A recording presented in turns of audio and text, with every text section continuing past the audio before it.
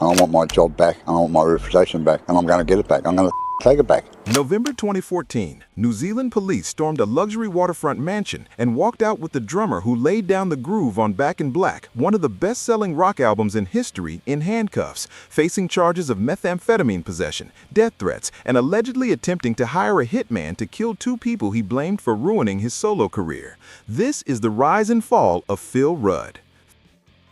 Phil Rudd was never the face of ACDC.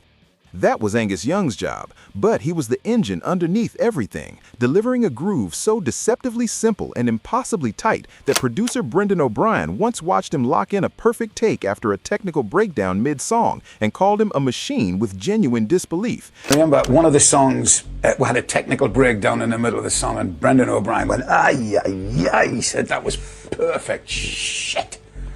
Because what Rudd did behind the kit on Highway to Hell for those about to rock and Back in Black wasn't flash or theatrics. It was pure pocket drumming that made one of the biggest bands on earth sound inevitable, like the music couldn't have existed any other way. By 1983, that precision quietly unraveled. Whether he walked away or was pushed remains disputed. But the combination of cocaine, alcohol, and years of relentless touring finally broke something. And for over a decade, ACDC filled his seat with capable replacements who had the technical skill but never quite recaptured the soul. Until 1994, when they brought him back for Ball Breaker, and the classic feel snapped immediately back into place as if nothing had ever happened. Man, Phil Rudd's story hits hard. The guy who laid down that unbreakable groove on Back in Black, Highway to Hell, all the classics, was so irreplaceable that when he left, the band never sounded quite the same again. But his return on Power Up shows how deep that pocket really was. It's a reminder that some musicians aren't just replaceable parts, they're the heartbeat. What do you think? Does ACDC sound different without Rudd's feel? Drop your take in the comments.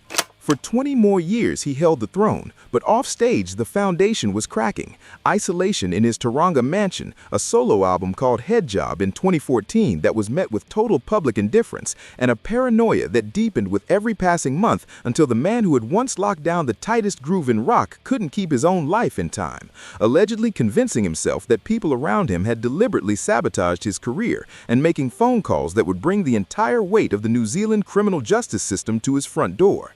The murder-for-hire charge was eventually dropped for insufficient evidence, but the death threats and drug possession stuck, earning him 8 months of home detention, followed by a bail breach when he attempted to contact a witness, resulting in police dragging him from his own mansion in handcuffs a second time.